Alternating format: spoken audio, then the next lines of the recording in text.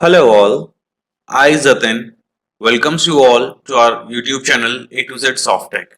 Here you will get educational videos related to NCRT subjects and technical subjects based on computer science.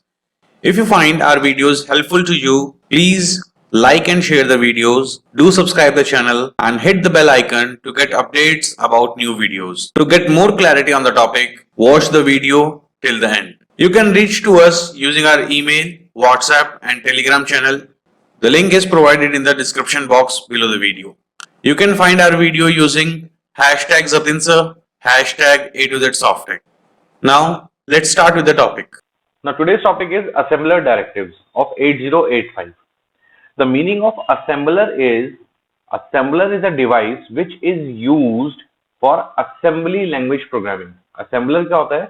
Assembly language programming में जो programme को assemble करता है, assemble करने का मतलब क्या होता है? उसको मशीन लैंग्वेज में चेंज करता है, लाइक कंपाइलर, इंटरप्रेटर आपने पढ़ा होगा. Next term is assembler. Assembler is used in assembly language. Directive stands for direction.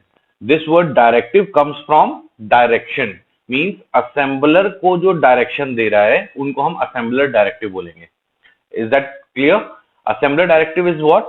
Which is giving some direction to the assembler. Means जो assembler को कुछ information कुछ show कर रहा है, that is known as assembler directive. 8085 के लिए assembler directive अलग होंगे, 8086 के लिए कुछ हो सकता है अलग होंगे. So अकॉर्डिंग टू प्रोसेसर जो असेंबलर डायरेक्टिव्स हैं वो चेंज होते रहते हैं. असेंबलर डायरेक्टिव्स क्या होते हैं? पहले assembly language has two types of statement.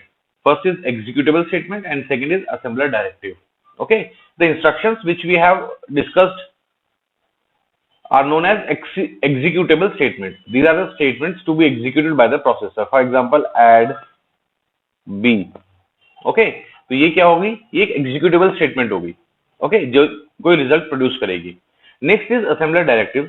These are the statement that direct the assembler to do something. Means जो असेंबलर को कोई इंस्ट्रक्शन देंगे, असेंबलर को कोई डायरेक्शन देंगे किसी पर्टिकुलर टास्क को करने के लिए. As the name suggest, it direct the assembler to do a task. Means ये एक मैनेजर की तरह काम करेगा. मैनेजर या डायरेक्टर का काम क्या होता है? डायरेक्शन प्रोवाइड करना या मैनेज करना. ओके, एग्जीक्यूशन नहीं, उसको सिर्फ मेंटेन करना. The assembler directives are the instructions to the assembler concerning the program being assembled. It is also the instructions, but the difference is कि ये इंस्ट्रक्शंस कौन सी होंगी? ये वो इंस्ट्रक्शंस होंगी जो असेंबलर को मैनेज करने के लिए, डायरेक्शन देने के लिए यूज हो रही है, ना कि किसी टास्क को एग्जीक्यूट करने के लिए. Okay, the assembler directives are also called pseudo instructions और सूडो ऑपकोड्स. सूडो इंस्ट्रक्शंस और सूडो ऑपकोड्स. अर्लियर जो इंस्ट्रक्शंस हमने पढ़ी है that are known as opcodes. Okay, so difference between opcodes and pseudo opcode is what? The difference between instruction and assembler directive.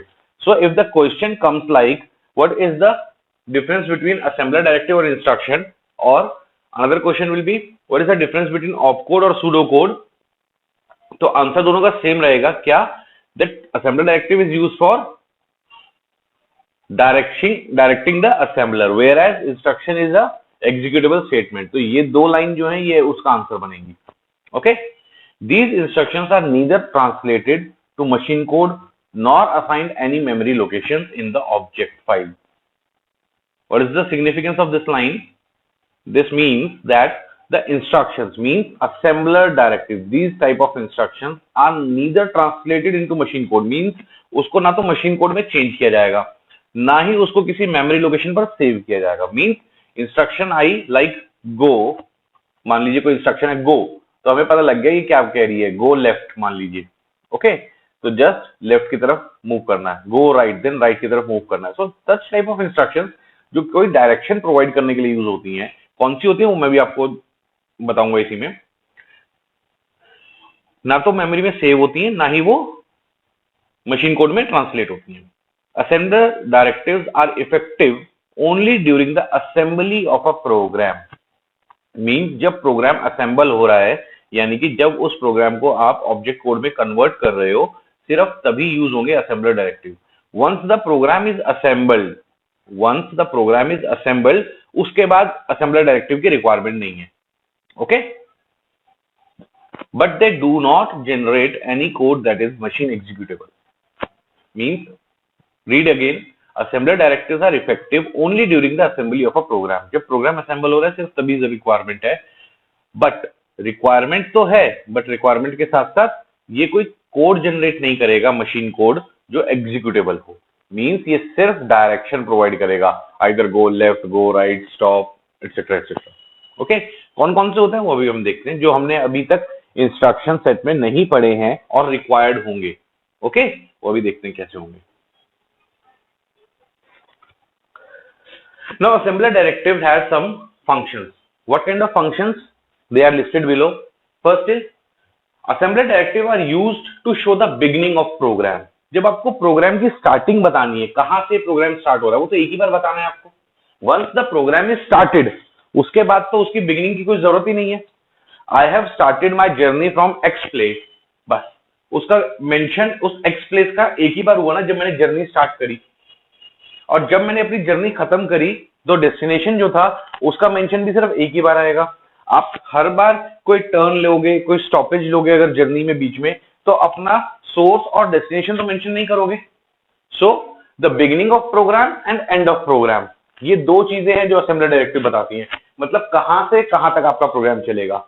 Like if we take the example of C language, in that case जैसे main होता है, main का opening braces और closing braces, सिर्फ वही आपके programme को बताता है कि कहां से कहां तक का प्रोग्राम है. इन बिटवीन आपने कितनी भी फंक्शंस बनाए हैं, स्टेटमेंट्स लिखी हैं, वो सारी अलग है.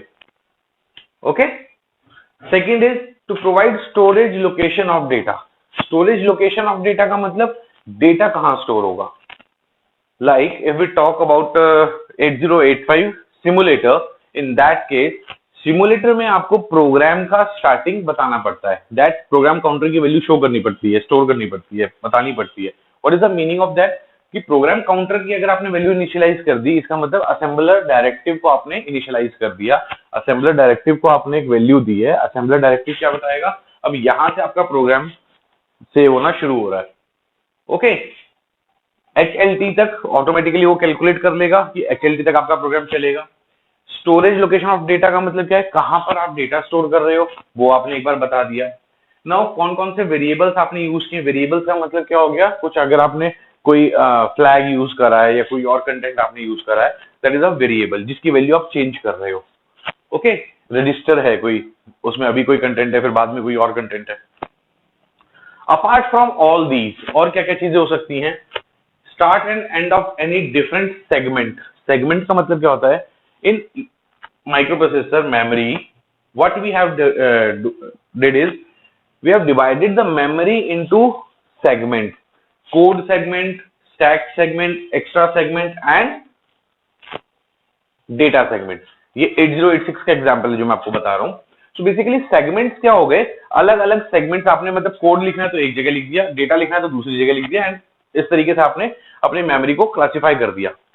मेमोरी को क्लासिफाई करने से फायदा क्या होता है कि अब आपके पास डिफरेंट डिफरेंट पोर्शंस है. फॉर एग्जांपल अलमीरा है, टॉप शेल्फ पर बुक्स रखेंगे, लोअर शेल्फ पर शूज रखेंगे. ओके, कभी भी ऐसा नहीं करते कि आपने लेफ्ट साइड में बुक्स रख दी और राइट साइड में जूते रख दिए, मिक्स नहीं करते, तो उसको हम बाइफरकेट करके रखते हैं. तो इसी तरीके से अगर किसी और सेगमेंट में आपको जंप करना है तो जंप इंस्ट्रक्शन के साथ आप एड्रेस यूज कर सकते हो. ओके, वो एक असेंबलर डायरेक्टिव का काम करेगा, वो बताएगा कि कहां आप जा रहे हो. प्रोसीजर मतलब फंक्शन और सब प्रोग्राम. प्रोसीजर का मतलब फंक्शन और सब प्रोग्राम. Similarly macros. मैक्रोज क्या होते हैं, macros are self executing programs. Okay, independent program का एक पोर्शन, एक पार्ट आपने बना दिया, that is called as a macro. Okay, so इन सब चीजों को जो पॉइंट आउट करता है, that is known as a assembler directive. Now these are the assembler directives. First one, ORG. ORG is used to show the origin or start of the program. Okay, so you have to write this ORG 2000H. H is for hexadecimal. What is the meaning of this? The next block of instruction should be stored in the memory location starting from 2000H. Means this is the starting of your program, origin. END, ending of your program. End of assembly का मतलब क्या होता है, जहां आपका assembling जो है programme का बंद करना है आपको, ओके, टर्मिनेशन करनी है, that is and. Okay, it is like आपके 2 या 3 4 प्रोग्राम आपने एक साथ लिखे हैं और सबको एक साथ ही असेंबल करना चाहते हो, तो क्या करोगे, पहला प्रोग्राम को होल्ड कर दिया, दूसरे को, तीसरे को, चौथे को, तो सबसे लास्ट में अगर आपने एंड लिख दिया तो अब उसके बाद असेंबली होना बंद हो जाएगा। असेंबली होने का मतलब क्या है, प्रोग्राम जो आपने लिखा है वो कन्वर्ट होके मशीन कोड में आउटपुट देगा, that is known as assembling of that program. तो असेंबलिंग को टर्मिनेट करता है end. So this is also assembler directive. Okay, equate means assignment, EQU, assignment, when you are assigning some value to the any variable, like here a variable is port1, एक कोई variable आपने normal बना दिया, आप ABC लिखो, that is also variable. Okay, port1 is a variable that is equate to 01H। now port1 को आपने क्या बना दिया, 01, port1 की value, it is like similarly when you are writing a is equals to 7, so this value is equating with this variable। okay, here you cannot use equal sign, but you have to use equate assembler directive, that is EQU। okay, next example of equate is inbuff। inbuff is another variable, inbuff is another variable that is equals to 2099। so here is the value and here is the variable। similarly a is equals to 7, b is equals to 70, c is equals to 700, anything। okay, nbuff is a pointer or variable। okay, or in other words we can say that a term। okay, एक term बोल दिया हमने इसको, तो term का मतलब क्या हो गया कि वो अब आपने एज अ वेरिएबल यूज करना है, या जो भी आप जिस भी काम में यूज करना चाहते हैं आप उस काम में इसको यूज कर सकते हो। Okay, next is DB. DB stands for defined byte. DB stands for defined byte. Defined byte का मतलब क्या है, you are assigning or defining the data, you are assigning or defining the data। initialize an area byte by byte। byte means 8 bit। 8 bit means अगर हम BCD की बात करते हैं तो 2 digit, 2 hexadecimal digit will be there। this directive is used for the purpose of allocating and initializing single or multiple data bytes। आप data bytes define कर रहे हो, जैसे 7 8 9 10 अगर हम बात कर रहे हैं, 7 8 9 10 जो है डेटा एलिमेंट्स हैं, तो 7 8 9 10 जो है वो क्या है, यहाँ तो हेक्साडेसिमल है तो यहाँ पर वो बाइट में कहेंगे, डेसिमल में हम उसको नंबर बोल देते हैं 7 8 9 10 simple. Okay, so assembled bytes of the data are stored in successive memory just like array. Array में सारे वेरिएबल, सारे जो है नंबर्स, इंटीजर टाइप अगर बनाते हो तो इंटीजर टाइप, फ्लोट टाइप बनाते हो तो फ्लोट टाइप, तो सारे सक्सेसिव लोकेशन मतलब 1 प्लस करके स्टोर होते रहते हैं। सिमिलरली डिफाइंड बाइट से भी वही होगा। अब आपने 30 52 35 ये सारी क्या बना दिया आपने, एक तरह से एरे बनाया है आपने, और जो सक्सेसिव लोकेशन पे स्टोर हो जाएंगे। आप रीड करना शुरू करोगे, पहली लोकेशन 30, दूसरी लोकेशन 52, तीसरी लोकेशन 35, इस तरीके से डेटा देना स्टार्ट करेगा। Okay, successive memory locations until all the values are stored। this is a convenient way of writing a data string। the label is optional। ये लेवल नहीं, लेबल है, LABEL, label. The label is optional. Label का मतलब क्या है, अब आपने data दिया, ओके, तो डेटा नाम से बना दिया इसने। अगले आपने क्या बनाया, एरिया, तो ये एरिया नाम से बना दिया। नाम क्या है, ये बेसिकली एक एरे का नाम बना दिया आपने, सो दैट कि अब उस लोकेशन जहां पर ये सारा डेटा आपका पड़ा हुआ है उसका नाम डेटा दे दिया, जहां पर ये डेटा पड़ा हुआ है उसका नाम एरिया दे दिया। Okay, significance of the name और द लेबल इज, सिग्निफिकेंस क्या है इसका, अगर आप नेम देते हैं then it is very easy to differentiate. अगर डेटा 2 3 4 अलग अलग जगह है या अलग अलग लेबल से आपने डेटा को आइडेंटिफाई कर दिया, then it is very easy, तो हम उसको इजीली डिफरेंशिएट कर सकते हैं, लाइक कौन सा डेटा आपने यूज करना है। For example, memory name area has 3 consecutive locations where this and this data is stored। it is similar to array। array का नाम बनाया आपने और वो consecutive memory location पर ये डेटा डाल दिया। ओके, अब आपको इस लोकेशन पर जाना है तो jump area, call area. Okay, तो डायरेक्टली आप उस लोकेशन को एक्सेस कर सकते हो। Next is define word. Define word. Difference between byte and word is 2 byte is equals to 1 word, or we can say that 1 word is equals to 16 bit. अगर आपको 8 bit का data बनाना है तो आप डिफाइन बाइट से बना सकते हो, but if 16 bits are required, then you have to use define word.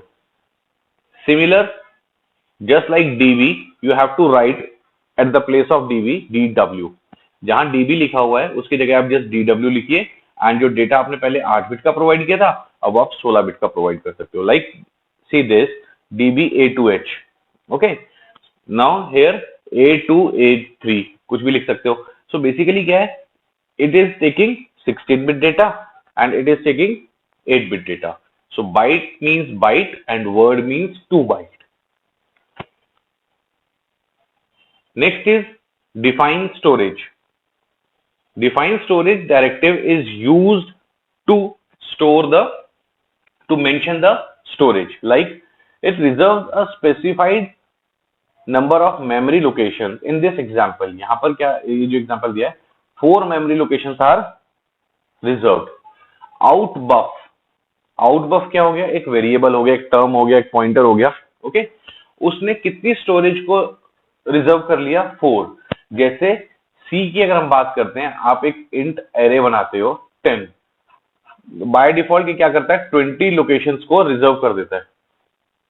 Okay, why, because int take 2 byte और 10 वेरिएबल है, 10 into 20, तो 20 बाइट की लोकेशन रिजर्व कर दी. सिमिलरली यहाँ पर अगर आप एक एग्जीक्यूशन कर रहे हो, उस एग्जीक्यूशन का रिजल्ट आपको पता है कि 4 लोकेशंस में आएगा. Okay, each location is of 8 bit और आपके पास 4 लोकेशंस में रिजल्ट स्टोर होना, तो आपने पहले ही 4 लोकेशन रिजर्व कर ली, सो दैट कि बाद में मेमोरी शॉर्टेज की प्रॉब्लम ना हो.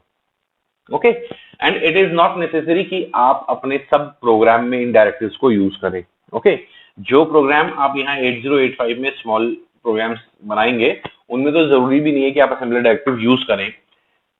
अगर आप कॉम्प्लेक्स प्रोग्रामिंग करते हैं प्रोसेसर की, कंट्रोलर की, तब उसमें कुछ जरूरत होती है असेंबलर डायरेक्टिव्स की. ओके, बिना असेंबलर डायरेक्टिव के भी प्रोग्राम चलता है, ऐसा नहीं कि असेंबलर डायरेक्टिव अगर प्रोग्राम में नहीं लिखा तो प्रोग्राम नहीं चलेगा. ओके, इट इज सजेस्टेड कि आप असेंबलर डायरेक्टिव अगर यूज कर रहे हो तो, because it is very easy to understand the assembler directives. पता है ओरिजिन कहां से है, एंड कहां से, ये वर्ड है, ये बाइट है, ये स्टोरेज है, ये इनपुट है, ये आउटपुट है, ये पोर्ट है. सो उनसे इजी हो जाता है प्रोग्राम को समझना. Next is macro. मैक्रो जो कीवर्ड है, that is used to show the beginning of macro along with the defining name and parameters, where macro name, that is step, in this example the macro name is step, this is a name of macro, is specified by the user. You have to use abc, like abc आपने नाम बनाया, then macro keyword लिखा. macro keyword से क्या पता लगेगा, that this is a macro. okay, x1 x2 x3 are the parameters, this is a body of macro. then जो आपने macro start किया था उसी macro को आप बंद करोगे. end m is used to terminate the macro. macro को terminate करने के लिए end m यूज करते हैं, whereas अगर आप अपनी assembly programming को terminate करना चाहते हो, in that case you have to use end. तो end और end m में क्या difference है, end is used to terminate the assembly programming, whereas end m is used to terminate the macro only. Well, this is all for today. Thank you very much for your patience listening. Please feel free to ask for queries. You can find our contact information in the description box just below the video. Thank you once again. Have a nice day. Thank you.